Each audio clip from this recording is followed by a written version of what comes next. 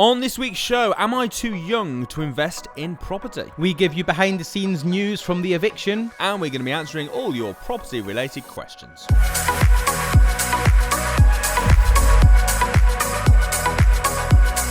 Welcome to the Property Investors Podcast. Thanks so much for tuning in. Make sure you subscribe so you never miss an upload. You can catch us on Apple Podcasts, Spotify, and YouTube. Enjoy this week's show and don't forget to share it with all your friends. Hi, I'm Russell Leeds. I'm Alasdair Cunningham. And welcome to this week's Property Investors Podcast. We've got a cracking show lined up today.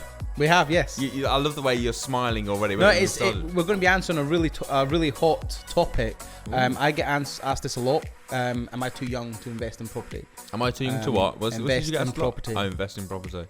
Yeah, you do.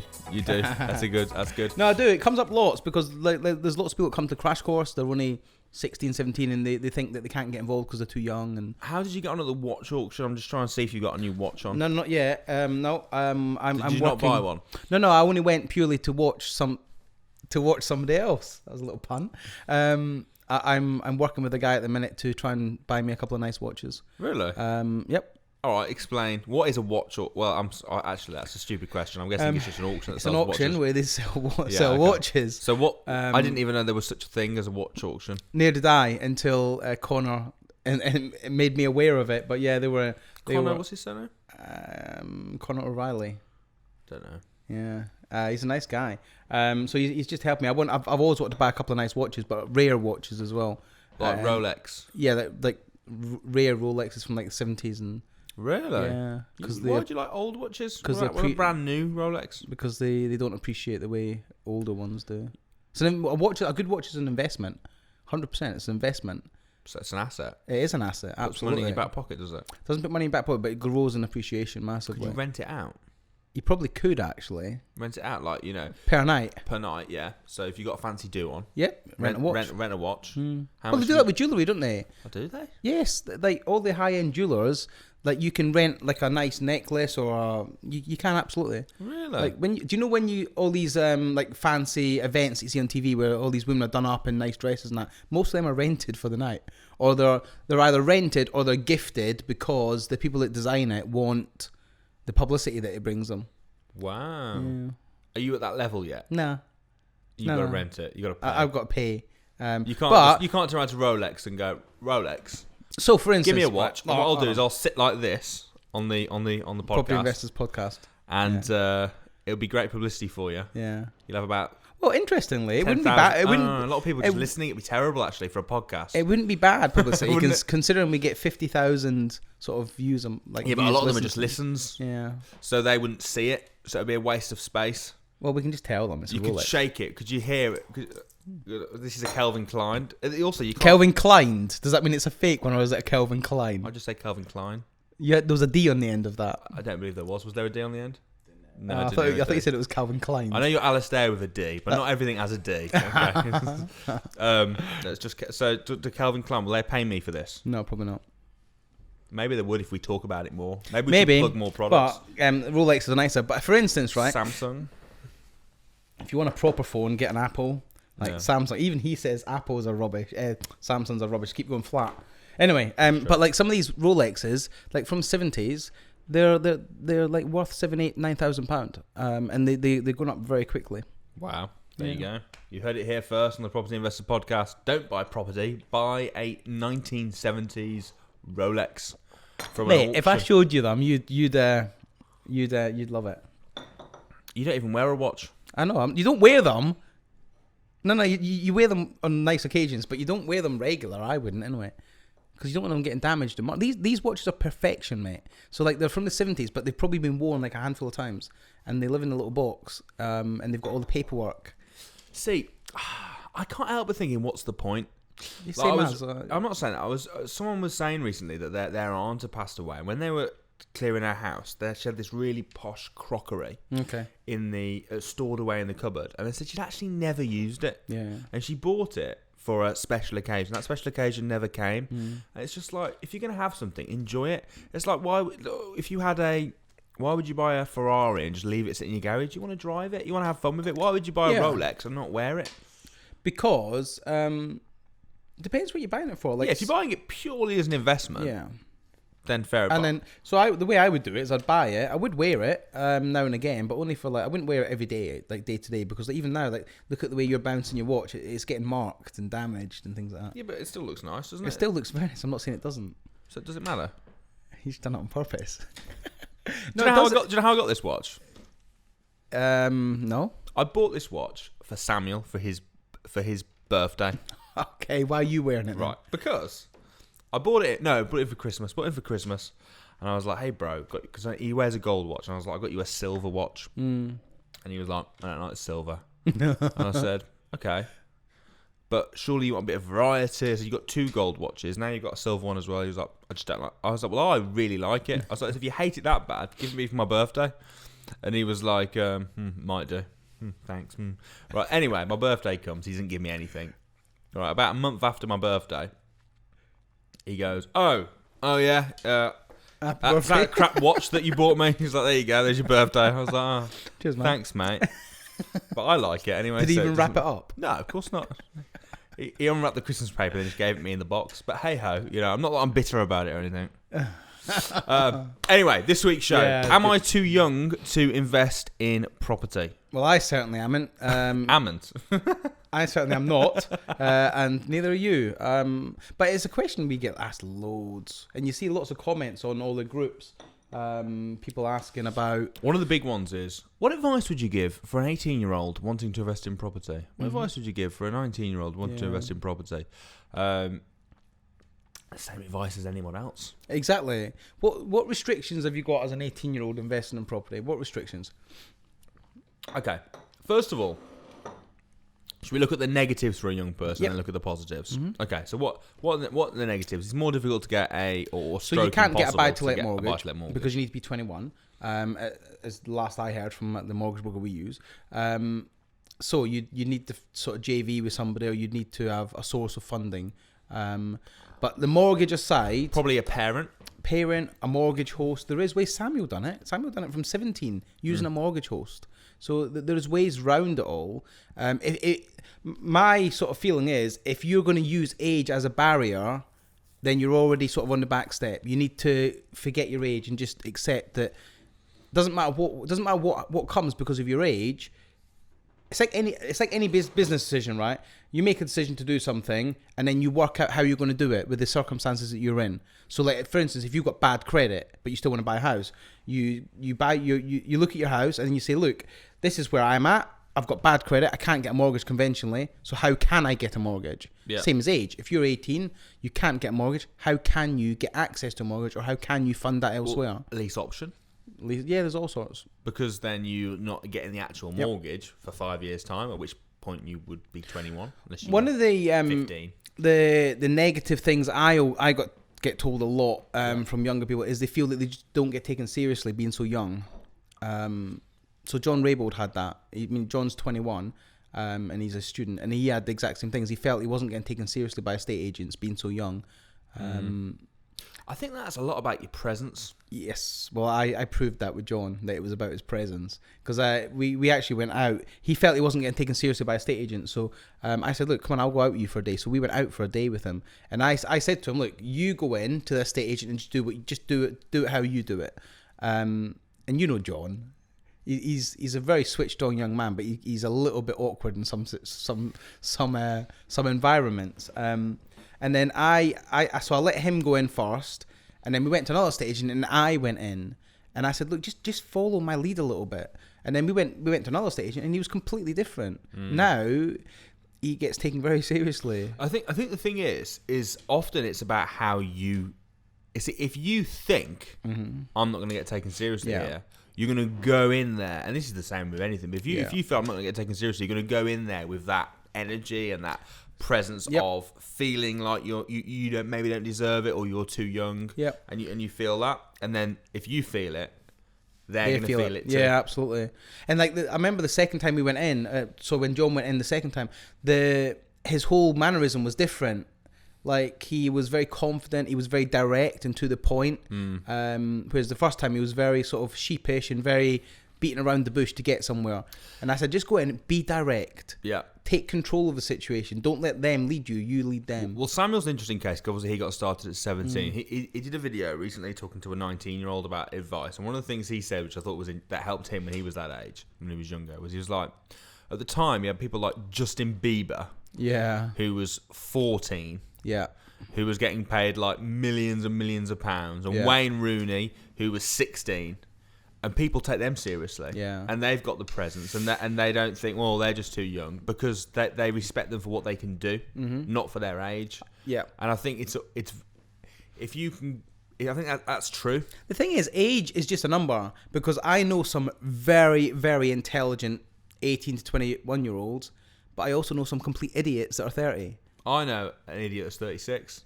Complete. Don't know who that is, because I'm 37. Oh, I also know one that's 37. No, my point being is the age doesn't matter. If you know what you're doing and you're confident about it, I don't think it's a massive issue. I really don't. So the first issue is the confidence in yourself. Yeah. And I think what you got to remember is it's all about you. It's all about the if you're ready to do this, don't worry about that, and just carry yourself with confidence, and you'll be fine. Next issue is obviously the mortgage. But it's been proven there's ways around that. Yeah. It's been proven. So there's ways around that. You just have to get creative. Where there's a will, there's a way. Yeah, if you really want it, you'll get it. What other negatives are there? Or is that about it? I think that's really about it. Okay, as a 16-year-old, you might not have access to the funding that you would normally have access to for like credit. So you could do rent to rent. Yeah, you could do rent to rent. I'm not sure on the legalities of a 16-year-old entering into a legal contract, so you'd have to be 18 for that. Yeah. But so we do get. So it might be that you need to. It might be that you can be the driving force behind it, but you need to buddy up with your dad, or with your mom, or something like that. But you're the actual one doing it, and they're just allowing you. Go back to Samuel, 17 years old. He couldn't legally sign a contract because he's under 18. He didn't have access to buy-to-let mortgages because he's under 21, but he still bought a house when he was 17 years old. And I believe, was it you? Were you his mortgage host? Who was his mortgage host?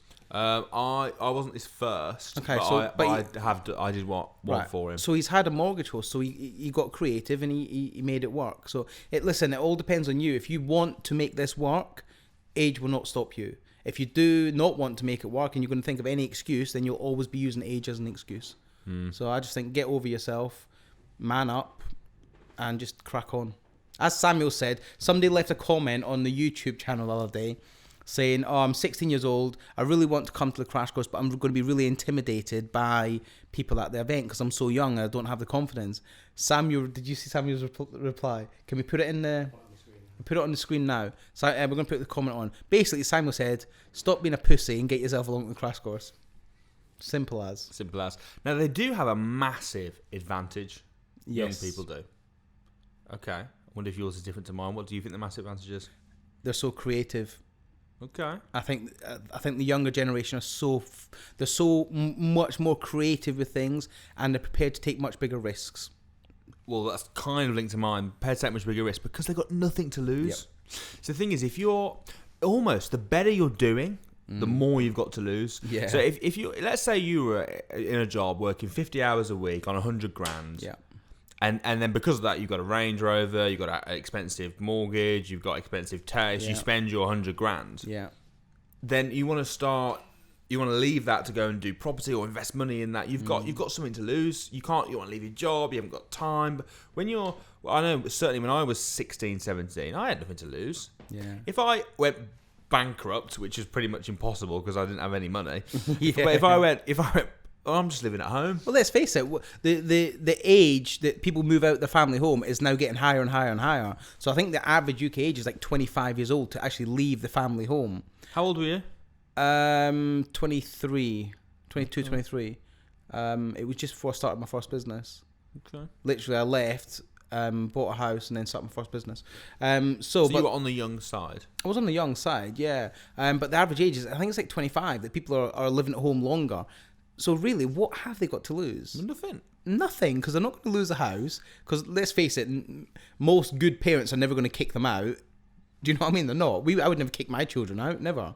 I don't care how old they are. They can live there. As far as I'm concerned, they've got a home there for life. So even no matter what happens to them, they're never going to not have somewhere to sleep. Not everyone's fortunate to have that. I appreciate that. But most people are. The less you've got, the less you've got. They've got when you're that age, you've got very, very little to lose. Yeah, and most 18-year-olds have not accrued debt. So they've not got debt, have they? No, not got responsibilities, not got children. Once you've started getting children and family and people dependent on you, it suddenly changes. Everything when you're just you, and you haven't even got a home, you haven't got anything you got to pay. Don't you envy them though? Don't you envy some of them 18, 19, 20-year-olds that have got absolutely nothing to? Okay, they've not got perhaps massive incomes, but they've got nothing really to lose. That's a nice position to be in, do you not think? Where your decisions... I don't really, no. Because... I don't mean that... What I mean is just been in that situation where you've not got 101 responsibilities. Like, that's that freedom that brings of not having that responsibilities. Not... I wouldn't choose to go back, to be honest. No, I mean, I liked it. For me, I like going through phases. Yep. I very much enjoy the journey, and right now I'm enjoying where I'm at now. Mm-hmm. So I'm enjoying the well, I suppose I might, if I was in a job that I hated, and I felt trapped in it or something, then probably I felt like I had to provide. But for me, I find, obviously I love doing what I do, and I do too. I know what you mean, though. Do you know what I mean? To have that no responsibility in life is you can see why a lot of people love it, because it's just so. I certainly wouldn't encourage any. I mean, I got married at 19, so I moved out when I was 19. Wow. So I went straight into it very, very, very early. I wouldn't encourage my. I'd say to my kids, enjoy it while you've got it, and then move on to the next thing and enjoy that. I had very little children. I enjoyed that. Now they're a little bit older, 3 and 4. You've gone past the baby stage, and now I'm enjoying that. And I think it's all about enjoying your life as you go. As it's being present and being where you're at. Yeah, enjoying where you're at. I agree with that. More so in the last 18 months, I've realised about being present. Yeah, not worrying about what's coming, but also forgetting about what's been. Yeah. And just actually living for where you're at and what you want to do now. Yeah. I agree with that. I agree with that 100%. So no, you're not too young to invest in property. Young. Get involved. Do it. If it doesn't work, it doesn't matter, because you've got responsibilities anyway. You're 19 or 20. And what's the worst that's going to happen? The worst is you're going to learn a lot. You're going to learn a lot. So go in, learn, study. Who was it that said, you never fail, you only learn, don't you? So it's never a failure. If you see it, you should never see anything as a failure. You should only ever see it as a learning exercise. So I think it was Thomas Edison with the bulb. He was told that he failed like 1,000 times, and he said no, it didn't. He goes, I had 1,000 prototypes, and now there's a bulb in in this room there's probably 20. Do you know what I mean? And there's a bulb in pretty much every room. So very true, very true. Right, it's now time for this.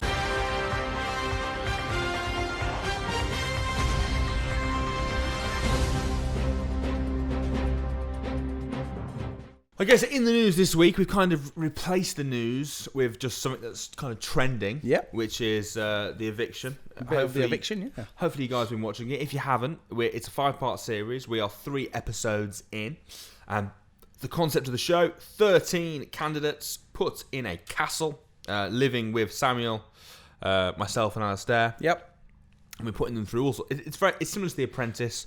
So they put through loads of different tasks, and then they get evicted each week. So episode 1 was that was deal sourcing. They had to go out and find a deal and then pass that on to an investor. Do you know anyone that does that well? No,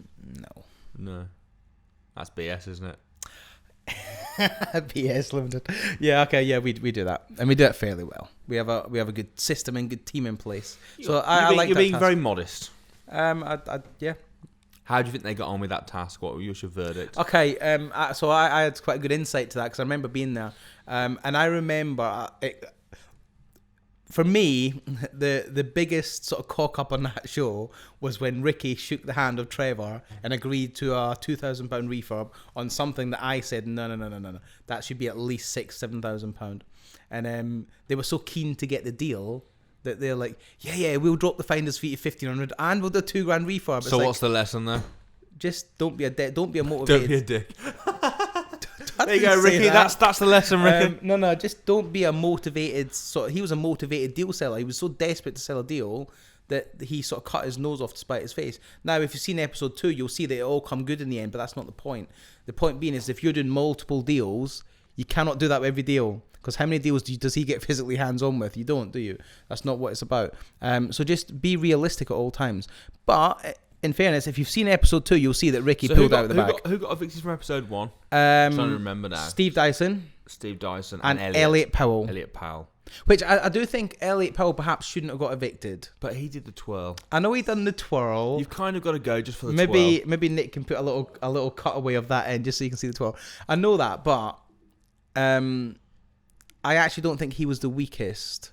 Okay. Steve Dyson, I don't think he contributed much at all to episode 1. Say it as it is. And who else? I'm not going to say who else actually, but I certainly don't think it was Stephen that needed to be evicted. You mean Elliot? Stephen definitely evicted, but I don't think Elliot should have gone in episode 1. That's a bit harsh. I think it was a little bit harsh. A lot of people thought James should have gone. I sort of, I tend to agree on that. Okay, I'm just judging off by what people are saying now. A lot of people are watching the show. Okay, so then episode 2, we had... They weren't expecting that, were they? The delegates, the candidates, they were not expecting the challenge. No. So they sell the deal and it's like, all right, you've got to go and do the refurb for the price that you promised. Like, we sold it too cheap. Did you see their faces drop? It was brilliant. It was interesting episode 2 because it was very much for me. Like episode 1, it was kind of quite close. Yeah. It was like, oh, who's going to sell it? Who's not? Episode 2, it was like, okay, well, they're terrible and they're awesome. Yeah. So the Alicia's team. Alicia was team captain, wasn't she? No, NC was team captain. They by far had the easiest job. By a country mile, had the easiest job. They quoted 2 refurbs, like a decent high-end refurb, and that was like $4,000, something like that. And then basically a lick of paint and a few carpets for 1,170 quid. And what about the boys? The boys quoted a top-end refurb with a new kitchen for £2,000. Alasdair is there on camera, meant to be motivating and helping them. He's literally, I'll do my best impression. He goes like, it's just like, you're screwed. You're screwed. And then Ricky's like, oh, there's hope, mate. There's hope. And he just walks off. It's like, no, there's not hope. Ultimately, although they won the task, they actually failed in the refurb because they didn't deliver what they said they were going to deliver. So, Trevor, they did. No, they didn't. They did the HMO to a high standard. Yes, but it didn't deliver what they told they were going to deliver. But the overall... it doesn't matter. That's not what... It wasn't done in the overall. They had an agenda of works... And they quoted this. They did not fulfill that agenda of works for £2,000. Well, they did because the investor was happy. Yeah, but so they did. Listen, they done a fantastic job. The only thing that Ricky Trevor was pulled out moaning the about was they should have sanded the thing, sanded the windowsill, and he was a little bit. You and I know that. You're like, I know that. Yeah, and he was a little bit disappointed that the kitchen wasn't done. Yeah. But ultimately, the kitchen did look good. I'm not taking it away from the guys. They've done an amazing job. Really, really good. But Ricky pulled it out of the bag massively. Days. Ricky did great. He screwed up in episode 1 and he pulled it back in episode 2. I tell you who else done well, Anthony, because he's got a little bit of experience being hands on, and he sort of did sort brilliant of job at the window. The finger up. Absolutely. I was dead impressed with that. But in NC's team, it was just chaos. Nobody knew what they were doing. NC was a pretty rubbish team leader, to be quite honest. And she left. She went home for 2 days. She's like, see ya, I'm off. And she just left for 2 days. Kirsty went home. James went out. James went out and got drunk. He met one of his investors and went out and got drunk, basically. He survived again. Yeah, he survived again. What's that all about? That did surprise me. It surprised me because, like... Really, and he I don't think he actually cared. Like, so we were at episode 2, and I remember being in the boardroom, and me, you, and Samuel were discussing, and we're like, James doesn't give monkeys, does he? Doesn't care. Surprised. Does he even want to be here? I really thought. I think he does care. It just did surprise me though. And then episode 3, in all fairness, episode 3 is the was best, the hardest challenge. Yeah, but they pulled it out. You've got to go and find no me down deals. They got like a couple of days, 2.5, 3 days to go and do it. And oh my days, they were pulling them out of. They were. I'll tell you what. Anyone that says there's no money deals, there's no money deals out there. If you've not seen it already, watch episode 3. because serious stuff. I felt episode seriously 3, no one impressed. deserves to go. We should go. 100%. You're all winners. 100%. I remember sat in the boardroom, and you've got this team have done X amount of no money down deals, and this team have done the same amount of no money down deals. These ones were slightly better. Yeah. But they've all done no money down deals. They've all secured lease options and rent to rents. No money down. They've all worked as a team. They've all... Phenomenal. They all done really well. I couldn't pick one person that I thought lacked, really. No. Who got evicted from the end of that? Episode 3. So who got evicted from episode 2? Episode 2 was NC, Danny for that wall, because she painted that wall, didn't she? And Kirsty for not answering. Kirsty, you said to Kirsty, who do you think should be evicted? And she was like... just didn't answer. And then after about 10 seconds, Sammy went, Kirsty, you're evicted. Do you know, I don't even know what Kirsty done in episode 2. Kirsty, she did a lot of cleaning. Okay. She cleaned all the kitchen. She worked hard. Did she? I don't know. She worked hard. Yeah. It was funny when you were showing... I'm going to go back to episode 2. It was funny when you were showing Madrika around the property, and she was just disgusted, wasn't she? Yeah. And she's like, I want to see them. And you, what now?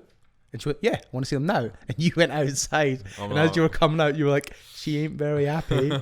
And you went outside and you said, okay, so the investor wants to see you. And they're all probably thinking, oh, she loves it. The thing is, it was awkward for me because I went around the house and I thought it was terrible. Yeah. Right. And then I've now got to show Madrika around the house. But I know it's terrible.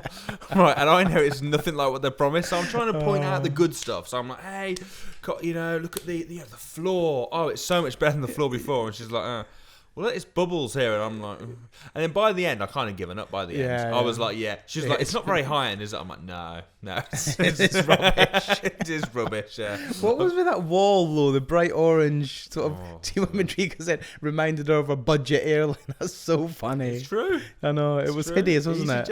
It was hideous, but they deserve to go home. And all that shouting and bawling, what's all that about? It's not very professional, is it? No, I'm surprised Abby didn't go. I really wanted Abby to be kicked out of that event. Did you? Yeah, I think she deserved to be kicked out.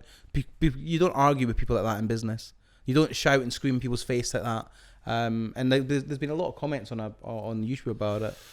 So I think they were both as bad as each other. But Abby started blaming NC for shouting first when it was actually Abby that shouted first. You think? Yeah, it was Abby. Okay. Abby raised her voice and then NC lost it. So, but it is what it is. I think it's very unprofessional, and I think both of them actually should have been evicted because of that. Yeah. So yeah, but it's very, very interesting. But episode 3, well, you might not have seen that, so we won't reveal who's. No, let's not go too much into it, just in case you've not 3. watched it. But make sure you guys check it out. Just search The Eviction, and put it on social media, share it, give your opinions. There is a hashtag for it, isn't there? Hashtag The Eviction. Yeah. Hashtag The Eviction. Right, it's now time for this.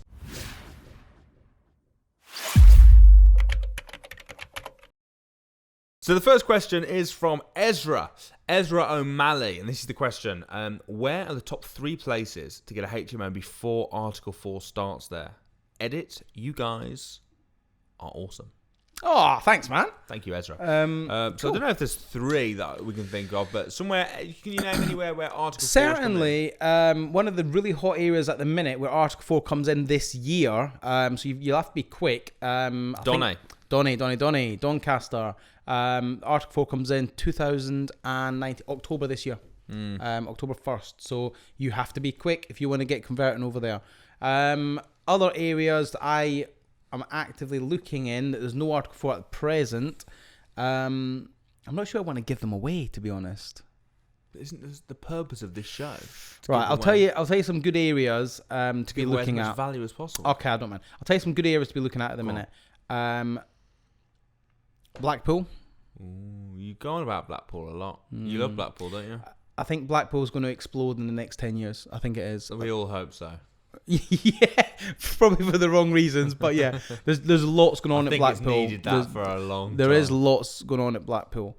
Another area would be Long Eaton, just outside Nottingham. Really? Because that attracts a lot of people from Nottingham, and there's no Article 4. And some of the areas are quite high end. Some of the rentals are quite good. Well, there you go. So you heard it here first. Long Eaton, Blackpool, and Donny. Okay, next question from Daniel Dodson. Hello chaps, love the show. Makes me laugh every time I tune in. Thanks, man. Cheers, man. I'm also booked onto the Deal Phonic extravaganza. I never use your own money again. Cool. Also, Alasdair's deal sourcing. Wow, you're on it, man. We love you. Hold on, what's his name? Daniel Dodson. Yes, I know Daniel. He's coming to the mentoring. Starts in 2 weeks. But in the lead up to those, while I practice, are there any rule of thumb when working out major, medium, and light refurb cost, or is it literally just judge each one individually? Thank you, and big up your bad selves. Okay, we're going to cover this when you come and see me in a couple of weeks. The way I always do it, you can't. There's no such thing as a major, minor, whatever. It's all done by square footage and what sort of refurb standard you're looking at.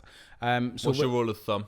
I imagine you've got big thumbs. I imagine, so I imagine it's a very big. So when you go and look at a property, I would, for the first couple of times, take somebody who knows what they're doing with you, i.e. who knows how to look at property and knows how to price stuff up. For instance, I used to take a builder with me. I don't need to now because I know that a fire door costs £300. I know that a partition wall can cost about £1,000. So I know all this sort of stuff. I know that to skim a house, a standard sort of 3-bedroom house, to skim it is going to cost about £800. Paint and decorations about £1,700. You get to know you get to familiarise yourself with costs. It just does depend on what sort of level you want to put into it. So for instance, if you want to go really, really high end, the actual cost price of the products will be more. So the kitchen will be more expensive than a suitable but yet okay kitchen. So I wouldn't. It's a rule of. Every property is different. It really is. It depends what needs doing, and it's. Well, I hope that really answers your question, Daniel. It doesn't. It probably waffled, but I'll see you in 2 weeks, man. Anyway, probably waffled. Is that like it as in I? Yeah. Yeah. I'm getting my words all wrong today. You're referring to yourself as it. Just to clarify. I can be an it. Okay, Kyle Gin. I like gin. I've heard. Is that gin? We'll go gin. I prefer gin. Kyle Gin. Is rent-to-rent HMO all it's cracked up to be? I'm very interested in the strategy. I was wondering if you guys had any top tips or anything to avoid when looking at rent-to-rent deals. Love the show and your knowledge. Anything you could share would be great. Okay. What do you think of rent-to-rent? Rent-to-rent HMO? Or just rent-to-rent in general? Obviously rent-to-rent is very good. Rent-to-rent HMO, the problem with rent-to-rent HMO is that quite often there's quite high startup costs, i.e. your fire doors, all that sort of stuff. I would say the best way to do a rent-to-rent HMO is to find existing HMOs. Tired landlords. Yeah. Where they're struggling. Do you know the problem I find with that is most landlords who have already got HMO, they want too high rent because they know that if they rent it out, they can get, let's just say £1,500 a month. So when you go into them and try and offer them a rent, they say, yeah, you can have it, but I want £800 a month. And then by the time you pay the bills and there's not a lot of money left. People do make good money from it, though. I know there is people making good money, but you've just got to know how to find these properties and negotiate the rent down with the landlord. Yeah. I've got no real experience with rent-to-rent HMOs because everyone I've done, I've managed to convert. The only one I've done, and I actually handed it on in the end, because I just didn't want the hassle of it. But the only one that I did, and it did do very well actually. I was looking on Rightmove for just normal rental properties, and I noticed one that clearly used to be a HMO. Yeah, I was just like. I could see the fire door. I was like, okay, it's already got the fire doors in. Mm-hmm. And when I went to view it, it already had all the things, but it was on for a normal rent because they'd obviously given up. Yeah. And so that was I ended up managing to speak to the landlord direct. What I did was I searched on spare room and I found the ad. Yeah. From that property, because obviously it had been recent, so I contacted the landlord direct, and I managed to agree a rent-to-rent deal with him for the price. So the last rent-to-rent HMO I went to see, and went to negotiate. Did a bit of Face ID. I know I don't need a code as well. And my Samsung that just works. That's why the Samsungs get hacked all the time. Anyway, the last rent-to-rent HMO that I went to see, similar thing. I found it on Gumtree. And I spotted the door closers in the background, but he had it advertised as just a normal single let property for rent. And I actually ended up, the guy agreed to a rent to rent, but I managed to then switch him into doing it as a lease option. So that ended up being a lease option for me. So yeah, I'm not the biggest fan of rent to rent. I like to own. I like to. Yeah, but if you've started with no money, it's a very good strategy. Certainly a very good way of getting involved. The least option I got was no money. So. Yeah, and a lot of people are making good money from it. So yes, it is what it's cracked up to be. You just got to be aware of the and let them know how to find them. All right, here's a quick one because we've got quite a few to get through. I want to get through as fast as we can. So on the Eviction, Alasdair, this is a yes or no answer for you. On the Eviction, Alasdair, have you been asked to have a face like thunder, or was that your natural resting face? I saw that. Adam Long.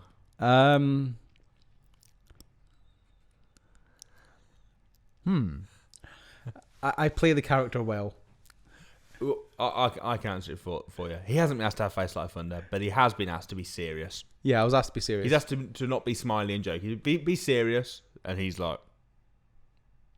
It's funny because I fall into the character of being like a very dick. Yeah, perhaps quite easily because I know it's it's good. No. So I wasn't asked, but I was told to be serious, so I was serious. Okay, you ready? I can do it now if you want. You go on and do the face. I can't now because I'll have to smile. I'm not used to not used to having to do it. No. All right, last one. David Chambers. Can't wait for the show. Well, it is here, so no. And guess what, David? You're on it. Longer. In fact, not only is it here, it's nearly finished, so you don't have to wait unless you want to wait for next week's show. Maybe. Should we just put his question to next week now, just to tease him? That's not what. No, let's do it. When a person approaches you selling their house, it doesn't happen too often to me. Does it happen to you? Yeah. Does it? It does to me. Yeah. When a person approaches you selling their house, how do you get them to believe your valuation figure is true? They'll obviously argue for a higher price. Yeah, but it's like anything. When you're buying, you want to knock it down. When you're selling, you're putting it up. So, David, let me ask you this: last time you sold your car, did you try and sell it for the highest possible price you could get? You'd be an idiot if you say no. And likewise, the person buying it off you was trying to get it for as low as possible. Yeah, I would show them how you worked it out. I would say, look, got to be a common ground. This is how I worked it out. This is the value I believe it's at. However, the most I can offer is this. A little trick I use when I'm negotiating like below market value deals and things like that is I walk around with the vendor. Add up the costs. And add up the costs of everything. So I'm like, well, you want £100,000 for this house. It's only really worth 100,000, like maybe 110, but that kitchen's going to cost £8,000. I never tell them trade prices. I only ever tell them retail prices because bear in mind, most people that are selling houses, when you ask them how much is a kitchen, they'll always go by retail, by what it would cost B&Q to come and fit it. So I always use retail. So like the bathroom's £5,000, and before you know it, they're like you start. And you go, look, with everything, all the work we have to do to get it up to be worth its £100,000, I can only offer you 70. Yeah, you just got to learn how to negotiate and how to get them to give you the price without being unethical. Good tip. Right, guys, thanks ever so much for tuning in. Really do appreciate it. We're back next Saturday at 7 p.m. You can listen to us on the podcast, so Apple Podcasts, Spotify, or obviously you can watch us on YouTube. And we will see you next week. See you guys.